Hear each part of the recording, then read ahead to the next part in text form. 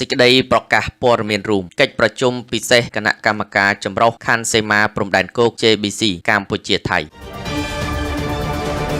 សេចក្តីថ្លែងការណ៍រួមនេះត្រូវបានចុះហត្ថលេខាដោយលោកឡាំជារដ្ឋមន្ត្រីទទួលបន្ទុករដ្ឋលេខាធិការដ្ឋានកិច្ចការព្រំដែននិងជាប្រធានគណៈកម្មការចម្រុះព្រំដែនកម្ពុជាថៃនិងលោកប្រសាសន៍វិនិច្ឆ័យទីប្រឹក្សាក្រសួងការបរទេសនិងជាប្រធានគណៈកម្មការចម្រុះព្រំដែនថៃកម្ពុជាសេចក្តីប្រកាសព័ត៌មានរួមមានខ្លឹមសារទាំងស្រុងដូចខាងក្រោមនេះកិច្ចប្រជុំពិសេសគណៈកម្មការចម្រុះខណ្ឌសីមាព្រំដែនគោក JBC កម្ពុជាថៃខេត្តច័ន្ទបុរីព្រះរាជាណាចក្រថៃថ្ងៃទី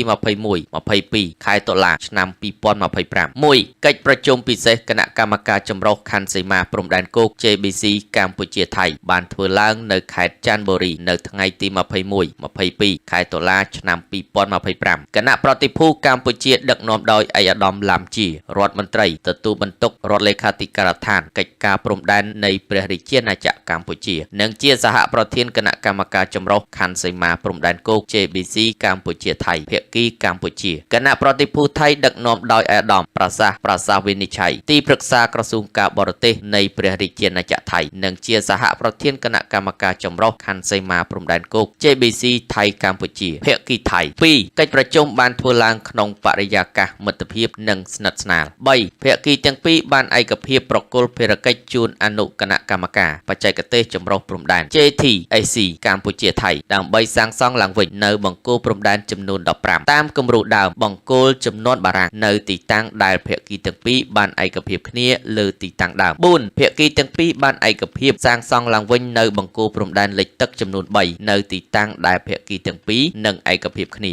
5. ភាគីទាំងពីរបានឯកភាពពន្លឿនការកែសម្រួលបែបបទបច្ចេកទេស TOI ឆ្នាំ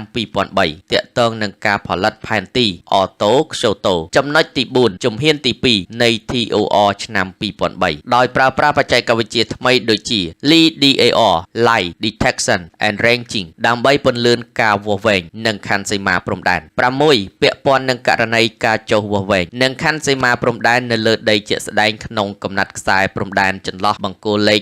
42ដល់47នៅក្នុងតំបន់ភូមិជោគជ័យនងច័ន្ទនិងតំបន់ភូមិព្រៃច័ន្ទនងយ៉ាកែវ ក ភាគីទាំងពីរបានឯកភាពពិនិត្យកែសម្រួលបញ្ចប់បែបបទណែនាំបច្ចេកទេស TI សម្រាប់ការវាស់វែងរួមគ្នានិងបោះបង្គោលបណ្ដោះអាសន្ននៅកំណាត់ខ្សែព្រំដែនអាទិភាពនៅចន្លោះបង្គោលលេខ42ដល់47 ខ បន្ទាប់ពីបញ្ចប់ការវាស់វែងនិងបោះបង្គោលបណ្ដោះអាសន្នព្រមទាំងទទួលការយល់ព្រមពីរដ្ឋាភិបាលរៀងខ្លួនភាគីទាំងពីរនឹងស្នើសុំយោបល់ពីរដ្ឋាភិបាលរៀងខ្លួនដើម្បីពិនិត្យសម្រេចលើការបង្កើតយន្តការសមស្របណាមួយសម្រាប់ធ្វើការកែសម្រួលការកាន់កាប់និងអាស្រ័យផលរបស់ភាគីទាំងពីរ ក ការបោះបង្គោលបណ្ដោះអាសន្នគឺធ្វើឡើងក្នុងគោលបំណងបម្រើឲ្យការវាស់វែងប៉ុណ្ណោះដោយមិនត្រូវប៉ះពាល់ដល់ខ្សែព្រំដែនអន្តរជាតិកម្ពុជាថៃដោយពុំត្រូវប៉ះពាល់ដល់ខ្សែព្រំដែនអន្តរជាតិកម្ពុជាថៃ ខ ភាគីទាំងពីរបានឯកភាពសម្របសម្រួលណែនាំដល់អាជ្ញាធរមូលដ្ឋានរួមទាំងកងកម្លាំងយោធានិងជនស៊ីវិលដើម្បីចូលរួមធានាសុវត្ថិភាពនិងមិនរារាំងដល់ក្រុមវាស់វែងចម្រុះព្រមទាំងត្រូវជៀសវាងរាល់សកម្មភាពបង្កហេតុដែលអាចបង្កើតភាពតានតឹងបន្ថែមទៀតនៅក្នុងតំបន់នេះហើយត្រូវធានាសុវត្ថិភាពពីគ្រប់មានដោយអនុលោមតាមមាត្រា3នៃ MOU ឆ្នាំ2000 7. ភាគីទាំងពីរបានឯកភាពថា